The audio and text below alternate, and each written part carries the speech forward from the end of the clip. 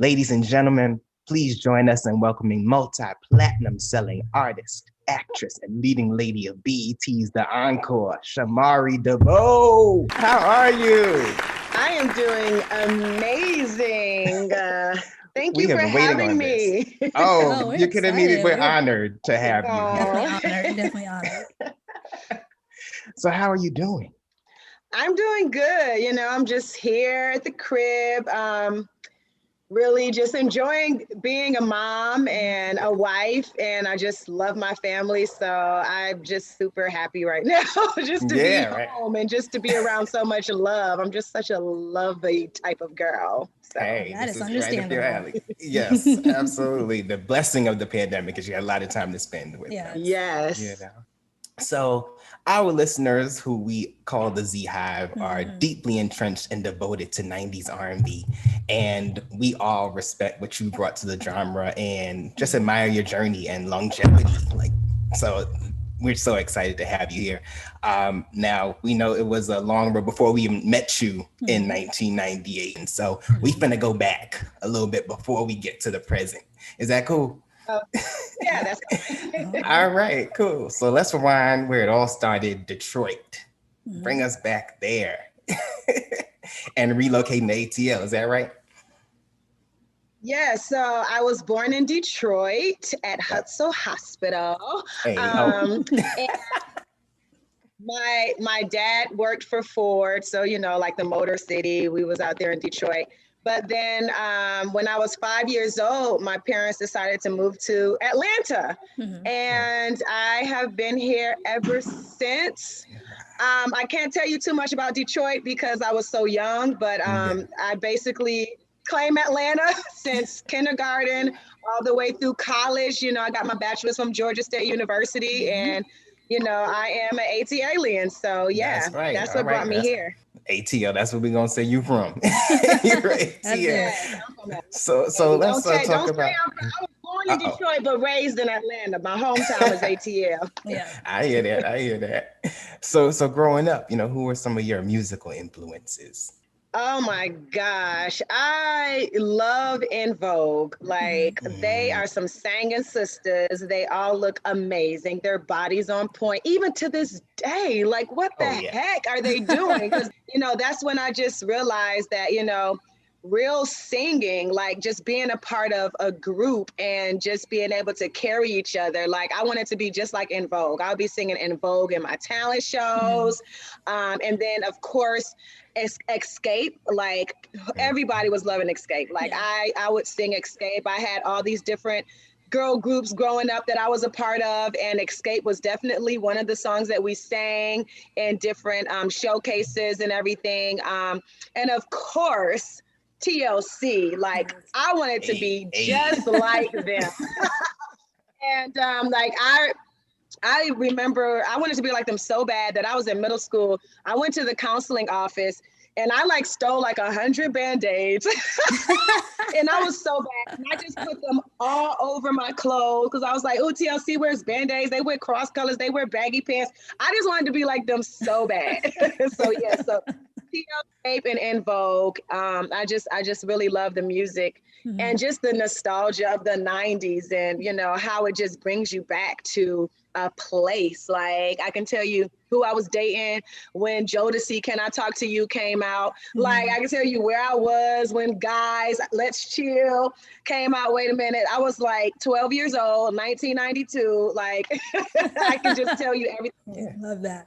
Love that. That's the power of the music. It always is. has a Yes. place and time in my mind as well.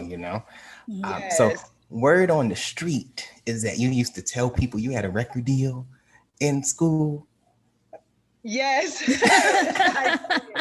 All I ever wanted was a record deal. Like, I've been singing since I was 3 and performing since I was like 13, but my whole life, I just wanted a record deal. So I went to school and I found girls that can sing and I told them, look, I got a record deal, y'all. I want y'all to join my group. I was just lying because I just wanted to start something. I had to get something going. I was like, come on, y'all, let's do it. So yeah, I formed a couple of groups. I formed an urban country group called Boots back in 1992. Natina from my group Blaque was actually a part of the group Boots with me because I've been knowing her since we were 10. So I did an urban country group, I did a R&B group, a singing group, and and then finally, Blaque came about. Yeah. Well, it's the speaking it into existence for me. So, Yes, look what happened. Claim that thing, boy. You got to claim it. Yes, you do. So let's talk about, you mentioned it. How did Blaque come together? I know you knew Natina at an early age. So let's talk about that formation. I know Natina since we were 10, 5th grade, Miss Duncan's class. The teacher. I remember everything. Chapel Hill Elementary in Decatur, where it's greater. But yeah, so we ended up linking up with Lisa Lopez, Left Eye's brother, Ronald Lopez. He had a management company called Blaque House, and he was our manager. So they wanted to come out with a group that was, kind of named after their management company, Blaque House. So they named us Blaque, Blaque. So we finally auditioned for Lisa, and Lisa was like, wait a minute, I'm gonna take y'all away from my brother. Y'all gonna be my group. So we joined forces with Lisa. This is when I was 16. So like I said, I already knew Natina and I already knew Brandy. So I brought Brandy into the group, and that's when we auditioned for Lisa. She stole us away from her brother. We love you, Ronald Lopez Elmo. Like, we love you so much. But yeah, so she took us away. I was 16 years old, and I remember telling her, all I want is a record deal. And she was like, a deal, I could get y'all a deal. That ain't no problem. So 6 months later, we flew out to New York City to audition for Tommy Mottola 6 months after we joined. Wow, 6 months. It only took 6 months. And we sang for Tommy Mottola in his office, and he signed us like right there on the spot. That's incredible. It's crazy. Wow. How was that to listen to TLC and then Left Eye is saying, I'm going to take you guys where you want to go? Oh my God. Like, I just used to be in awe just staring at her like, oh my God, I can't believe that. I'm looking at Lisa. I was like, you've influenced me so much, and now like, has to work with you, like, this is great. It was just amazing to be mentored by Lisa. She's just was everything to us, and she taught me so much about life and how I could do anything, and not to let other people place their limiting beliefs on me, and just to use my power. And she didn't care that we were just like TLC, 2 singers and 1 rapper. She just wanted everybody to win, and that's what I love about her. And that just really shows like, how you have a sisterhood in groups and how you just help each other no matter what. Are those some of the things that she taught you about how to approach your own experiences about being in a girl group? Yes, she did. She supported me in whatever I wanted to do. If I wanted to be in Blaque, she supported that. If I wanted to go solo, she supported that. If I wanted to be a doctor and still sing, like, she was like, just, you can do anything and everything that you want to do. She supported everything. That's amazing. I love that. Yeah. Man. So what's funny about watching old music videos. I'll watch and I'll be like, oh shoot, there's Blaque, and I didn't realize that you guys were in like a video. Like I watched Ladies Night or something, and I'll be like, oh, there's Blaque. Yeah. Or I'm listening to JD's Christmas album, and I'm like, oh, that's Blaque on Voices of Soul. Yes, like, we go way back. Like you would never even know. Like, yeah, we did that when we signed to Columbia. We did JD's Christmas album with Destiny's Child, Alicia Keys, Jagged Edge. This was mega. A lot of people don't know about that. Yeah. I tried that's my album. And they blocked it. So I was like, haters. Oh, wow. Blocked it. So, but yeah, we were a part of that. That was amazing. And then the Ladies Night video, of course, coming out as Left Eye's new group. She wanted to showcase us. So, she made sure that we had our own little cameo, Blaque, by ourselves. But we also got a chance to dance on stage with our jerseys and do the Ladies Night video. And it was really great. I loved it. Like, those are like 17, I was 17 years old, and like that was like the most memorable, like craziest and best time of my life. Yeah. Hanging out with Lisa and And Blaque. all your influences in the same room. Escape is there, and Queen Latifah, and everything. Yes. Like, you know. I just remember watching Missy perform on the Ladies Night video, and I was like, wow, she's just getting all into it. And it's like, she's just got so much confidence. She's so creative, and just being inspired by Missy and seeing her, and Lil' Kim and Mary J. Blige, and who else was a part? It was a lot of people in that video. Everybody. Quite a few. It was quite a few. Yes. You know? So here we are, we're June 1st, 1999, and your debut album is here and ready for the world. You and Brandy and Natina just added something so special and unique to the R&B pot. And we don't know if it was intentional, but Blaque truly was at the forefront of like Afrofuturism and changing the narrative for what Blackness looked like, and young Black girls, and interest in technology and the African diaspora. And, you know, nowadays we see it with Black Panther and Janelle Monáe and Lovecraft Country, those sort of things. Did you guys know that you were doing something groundbreaking with the techniculture and all that? Or oh my God, like, no, I was just like Uncle Kyle Young, who is Left Eye's uncle, he designed a lot of our clothes, and they were just all futuristic. And at the time, that was like what everybody was doing, it seemed like TLC was doing it, and even Missy was doing it. And Natina, she was just so creative. Like, she was ahead of her time. Like, for our first album cover, she was like, let's do bubble wrap. Let's do outfits out of bubble wrap. And we was like, what? She always had these crazy ideas, but it just worked. So, you know, we were like futuristic bubble gum, and, you know, pretty much when it came to like styling and everything, I would always just let the stylist just do whatever they wanted to me, because for me, I had the legs, I had, you know, the flat stomach, I had, you know, y'all can put me in anything, okay? And I'll look good no matter what, futuristic or not, but yeah. So have you ever felt like you couldn't be your full authentic self during your musical journey? No and yes, because like I knew I could be my authentic self because, you know, I'm a singer and just using the gift that God gave me just to, you know, bless the world.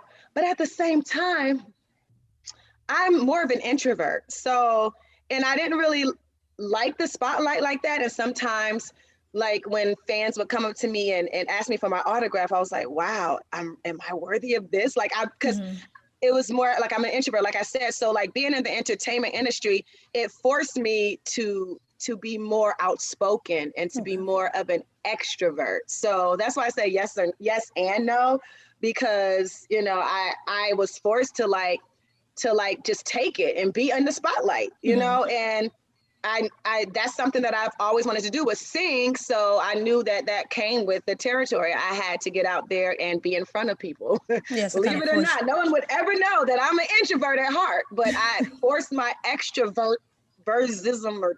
I don't even know if that's the word, but it is now. I had to force that side of me, and it actually helped me. It helped me grow as a person. Yeah, and just be more confident and outspoken.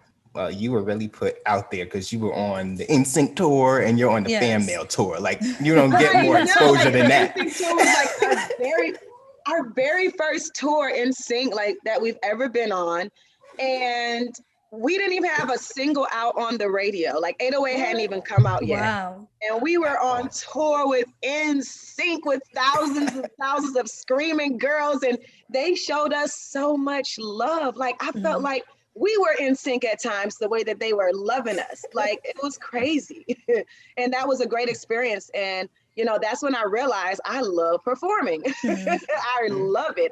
That's my favorite part about being an entertainer, is getting on stage and performing, and like everything that you've worked so hard for, like the choreography and the vocals and everything. Now you finally get a chance to see it. And I love just making people happy. I love seeing the smiles on people's face and just feeling the energy from the crowd. It's so cool. I love it. Absolutely. You know, the Fan Mail tour was literally the hottest ticket in town. Like It Shan saw it in Texas. I saw it in New York. Yes. So we were there. I were there. Oh my God. We were there. I loved like being on tour with Lisa, Left Eye, Lopez. Oh my God. Like mommy, like she's our mentor, everything. Like she made sure we were straight on that tour. Like they wanted to give us the leftovers at catering. She was like, nah, y'all gonna make sure my group gets like all of the things that we eat and all the things that we get, Blaque is gonna get that too. So she made sure we were good. We miss Lisa, you know. I know. I miss her so much. For sure. Oh man. So let's talk about you facing your shyness again. Okay. Because then you were in a movie. One of my favorite teen movies, Bring It On. Yes. Just celebrated 20 years, and we can't forget Lava and Janelope and LaFred. Lava, Janelope, and LaFred. I was Lava. And a lot of people don't know that I was actually Gabrielle Union's little sister. That was my role. Get out of here. Is that your role in the...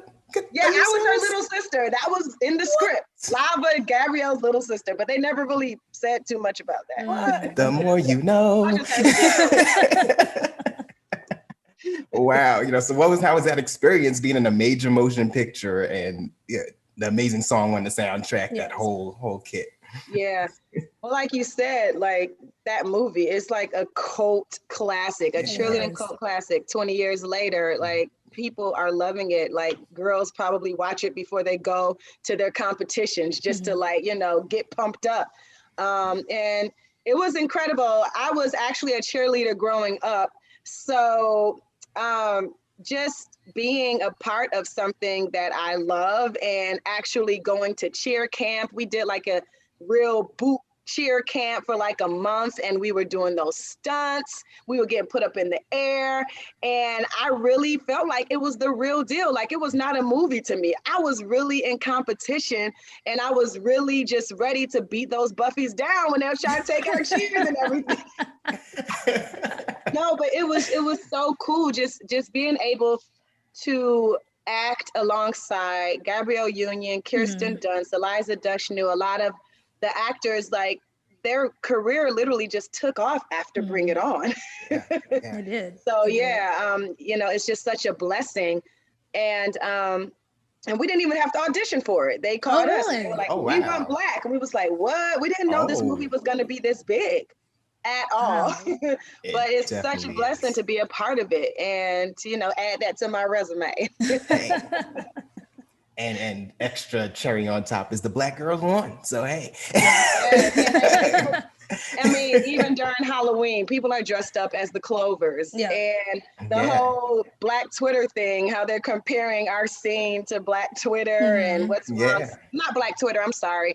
I feel like I'm so old school. It's it's TikTok, I think, that they're comparing our scene to something going on Black TikTok, and they're showing, this is the reason why Black TikTok is pissed off. And then they show the scene where me and Gabby and Latina are like at the Toros game and they're like doing all of our cheers. And then we show them really how it's done since y'all stole it from us. So that was pretty cool.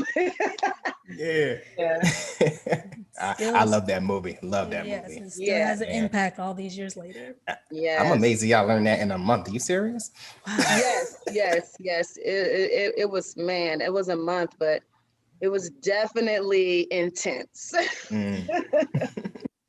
All right, so we're gonna talk a bit about Natina. You know, you continue to honor her every October 28th for her birthday, with remembering Natina.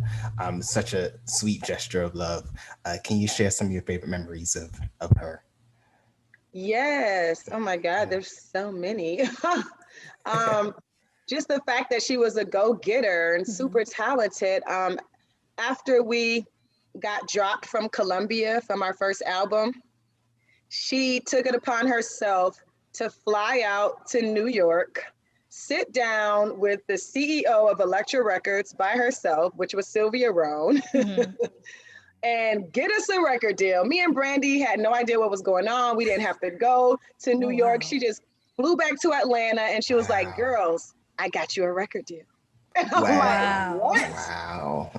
She just, you know, she was so like, she was so she was full of fire, and like she made sure that she made things happen for us. And just there's so many memories of just her just coming up with all types of songs. Like she wrote I Do, Really? and yeah, she wrote I Do, and she would be banging on the wall and doing her beats and just singing the songs. And we took like a trip one time to visit my dad, like a road trip from Atlanta to Michigan, because he was still living in Michigan.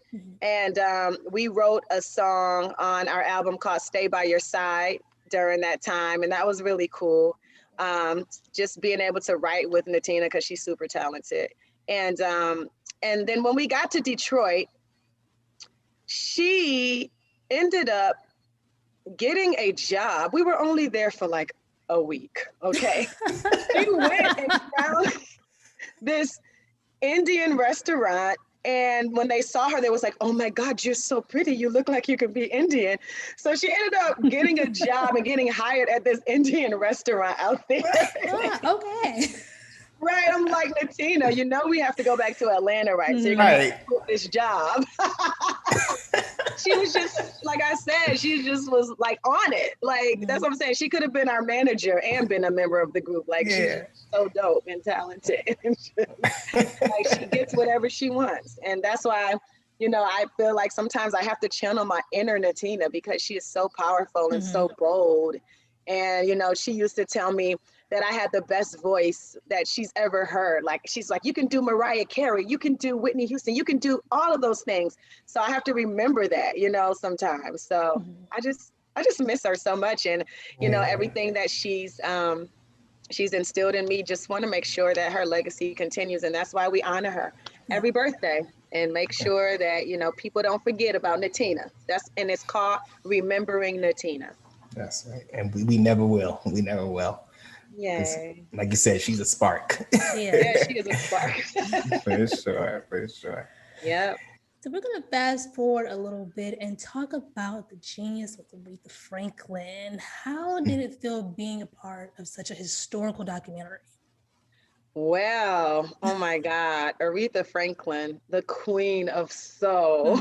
Like, yes, I was honored to be a part of her documentary. And even though I was just singing background, I was honored to be singing background for Aretha Franklin. The experience was amazing, and just being able to feel how it felt, you know, back in the 60s and the 70s and the things that she had to go through as a Black woman, and how she just rose to the top. Cynthia Erivo, who played her, was truly amazing, super talented. Yes. And I just love the way that she gets into that Aretha Franklin mode, but she talks like she's from London. So her accent is like, you know, just this English accent, but right when she gets into character and plays Aretha, it's like, wow, like that's amazing. But off camera, she'll talk to us like this, like, how you doing, ladies? You know, but then when she gets back home there, it's like, what? Like, this is like, I really admire her, and just listening to her sing. So yeah, I was happy to be with my girl Mila from 702, and also Dondria, and just to be in a movie that just tells the story of this incredible woman's life, all the way from when she was a little girl, you know, to the very end. And it was amazing. Shout out to Draco, who actually got me in the movie. He is one of Blaque's dancers. When we first came out, he danced for us. So like, we've just always kept in contact. So we've known each other since we were 19 years old. And now he's doing movies and things. And, you know, he knows a lot of people that can sing. So whenever they need talent, you know, he's like, yo, I got it. I got Shamari, I got Mila, I got Dondria. Who else you need? Yeah, that background was serious. I was like, oh, is that all of them together singing back? Oh, yes. And I was so nervous, like, to sing backgrounds, because like with Mila and Dondria, you know, with Blaque, we weren't really a harmonizing group, because Natina was the rapper, and me and Brandy, I always sang the melody and Brandy would take the high notes. So I was like, man, I really gotta harmonize now. So I was a little nervous about that, but I did a great job. We all did a great job. You did. You did. All right. So, in addition to being a phenomenal performer, you're, of course, a phenomenal mother to Ronald and Roman My and the wife of the baby. legendary Ronnie DeVoe. DeVoe. Yeah. So, we love how you ride for your marriage and you Yes. lift him up and hold it down for the family and just support one another musically. And just throughout life. Y'all just make it look fun. I see y'all on social media always. Yes, Yeah, yeah. family So life. yeah. So maybe for the early lovers out there or someone looking to, excite the monotony, what's been the secret to keeping you guys tight knit? Well, I would say love. You have to, first of all, you have to have love for one another. And I know we always say communication, you got to communicate. That's so true. Communication is big. Also, praying together. That right there is the one of the best things that we could have ever done for our marriage is praying together and putting God first. You know, knowing each other's love language. There's like love languages that you have to know and take the test and know what it is that you need to do to please your spouse. Like his love language is acts of services and physical touch. My love language is quality time and words of affirmation. So, he has to know what makes me happy and I have to know what makes him happy. And another thing is counseling. Like I said, having God first, but counseling really, really helps. A lot of people just don't like to be counseled for whatever reason. But for me, it definitely helped. I know as a Black male, it's hard for Black men. They don't want to be counseled by people or whatever. But, you need to work on your marriage, just like you have your vocal trainer. I have a vocal coach. You have a fitness trainer. So you need to have a marriage coach. So that's very important because in relationships, you're going to be hurt. And that's a part of your experience. So it's good to talk to somebody and communicate your hurt so that you can work it out, and just being around like-minded couples. And we made sure that when we did get counseling for whatever challenges and issues that came about, which you're going to have in a relationship, that we had someone that was married. That was our criteria. You have to be married for at least 20 years. That's You have to be a Christian couple. And when we found Martez and Wadrina Layton of Dream Builders Coaching, oh my God, they are truly amazing. They helped us. And so, now we do a Married for Life walk every year along with them. They are the founders of it. And it's been amazing. We have our 5th annual coming up next year, and our marriage coaches just celebrated their 30th year anniversary, and my husband and I had the honor to renew their vows for them. And I'm like, what? Y'all helped us get through so much, and now we're renewing y'all vows. Like, this is amazing, man. I love love. So. Oh, that's beautiful. That's beautiful. It is. That's so beautiful. So aside from your musical influences, where do you get your inspiration? I get my inspiration from God first, and my family. My family and my friends, like they inspire me to be the best that I can be, because sometimes I don't feel like I can do certain things. And my husband is like, yo, Shamari, like, what are you doing? You've got a voice. Get out there, sing, get on YouTube, do something, and then other people that know me, they're like, stop talking yourself out of everything, and, I have, like, I'm inspired by just like I said, my love language is words of affirmation. So when I talk to people that, help me just realize the greatness that I don't always realize that I have sometimes. And that's just because I'm just human. Like, we have insecurities and we have limiting beliefs and things like that we tell ourselves in our own perception, but just, having a good circle of support and, people around me that are constantly just like, Shamari, man, come on. You just killed the national anthem at the You did. You definitely did. You did. What are you doing? Why aren't you? What are you doing? Work on a solo project. Do something. So I would have to say God and my family and friends. Absolutely. They inspire me. All right. So let's get down to it, Shamari. So BET's The Encore. Baby, I am hooked on this show. We are. I am hooked on this show. We do a recap every week. Every week. If you saw the way my phone blows up on Wednesday nights, the drama, the music, the creative direction, y'all bring it all to me. For sure. I was like, whoa. So how did you get involved? Were you part of the original idea that we saw that went viral with Farrah and Keely back? Okay. Oh, yes. So, yes, I was a part of the original cast 7 years ago. It was myself, Aubrey, Keely, the Cherish Twins, and even Dee Woods was a part of it, Farrah, and also Melody from the Pussycat Dolls. And we all did it together. And when that clip went viral of Farrah and Keely during the pandemic, it just like my niece, she's like 21.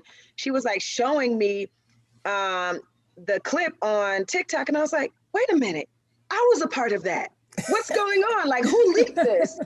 So apparently some producer leaked it, and BET saw it and they picked it up. It got picked up by BET, and this is 7 years later. Like, I didn't think that I would be, coming, being in the middle of a pandemic and then shooting a reality show. I never thought that. So they hit me up and they were like, what's going on? The Keely and Farrah thing went viral and BET picked it up and we want you to be a part of it. And I had, I was like, I don't know if I want to do any more reality TV. It's like, because the editing and all of that. But then I heard my husband's voice and he's like, you need to be singing. You need to do this. And so I was like, man, this is the perfect opportunity for me to use my voice again. Be a part of the encore, sing. It's about a super group. This is right up my lane. This is where I'm supposed to be. This is my life. This is my passion. And so I ultimately said yes. Because this is definitely more of me. This is what I do. So why? I mean, there was no way that I could have said no, but I tried to talk myself out of it so much. I was like, man, I don't want to leave my family. I've been with my family for a whole year. We've been in each other's face. I don't want to leave. And, my babies, they're 3 years old. They need their mommy. And I got to be away for a month. We was away. We had to quarantine for like 7 days before we went into the house. So I had to go stay at a hotel for 7 days and celebrated my birthday in the hotel room with a Zoom call. And so it was hard, but I'm glad that I did it. Yeah, you were talking about editing, but they always show you as like this pillar of like elegance and grace and equity. You're the kind of the voice of reason to me in the house. I learned from the housewives. They cannot edit what you don't say or do. So I'm like, look, y'all, I'm about my family and my marriage and my kids. And, the housewives, they want to show you doing this, that, and the third. And I'm like, oh, Lord, please. Like, let me just, be low key and just, do what I came to do. And that's sing. That's what it all boils down to. And to get my passion back and my confidence back and to really just do it. Absolutely. That's amazing. So what are you hoping that the encore will show young viewers, especially girls who aspire to be in this music industry? Yes. So I just if you see, there's a whole lot of drama on the encore. There's a whole lot of challenges and just different things that we go through as a group. And I just, want, young viewers that want to get in the music industry just to know that don't give up on your passion, regardless of what happens, any trials or tribulations that you go through. Just keep going. And never step down and dull your shine, and never let anyone else steal your shine, because you're a star. You just have to believe that you are and just keep going, and eventually you'll get there. Absolutely. That's great words. Great words. I hear the boys crying in the background. Now. I'm But we're sorry. gonna let you go very soon because we want you to get back to Ronnie and Roman. But what's next for Shamari? This has opened up new doors, exposure to new audiences. So solo album, me and Mari making a reunion. Where are we gonna get next from Shamari? Yes. So Blaque, of course, we are going to continue to tour as Blaque because I love my group Blaque. And now that the name of the group has been revealed, Blueprint, that's the name of our group. Blueprint. And we will be releasing the music and going on a tour possibly as well. Oh, wow. I need my tickets. Amazing. I need my tickets. We are ready. Yes. I will be there. We are touring, and Carlos is not going to let us get out of that. Carlos can't. Look, Blueprint, we going on tour. We're releasing the music. So yes, we will be releasing music and going on tour with Blueprint.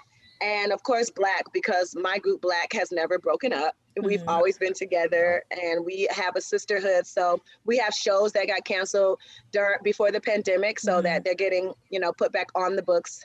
So we'll be doing that. And yes, I've been inspired to do a solo project. All right. So yes, I'm going to start working on my solo project. Yes. Cannot wait. It took a long enough years and years for me to say, okay, I'm going to work on the solo project. I just love being in groups. I mean, I just love the sisterhood. I love empowering each other. I love just having, my girls right beside me. But, I'm older now, so I can do a solo project. I think I'm a big girl now. I can do it. And you can be in Blaque for sure. Blaque is forever. Look at my husband. He's in New Edition. He's in Belle Biv DeVoe. He's in a group with me. We have a group called Me and Mari. He's like groups, and I can do multiple things. That's one thing. Like I said, Left Eye told me you can do everything you want to do. That's right. And she's watching, for sure.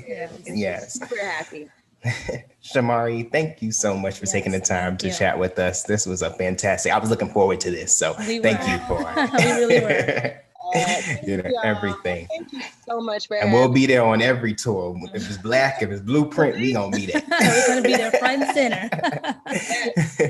I would love to see you guys there, and I'm so happy that you guys are enjoying this show. And the music is incredible. Blueprint's music is, oh my God, y'all! When y'all hear this music, there's no way that we cannot put this out. We have to put this out, and we will, and we are, and we're working on it now. BET is behind us. Carlos King is behind us, and we're working on it. So stay tuned. Makes me even more excited. Yay! Absolutely. All right, Shamari. Thank you so much. Yes, be blessed, and we'll right, see you soon. All right, we'll see you soon. Bye. Bye.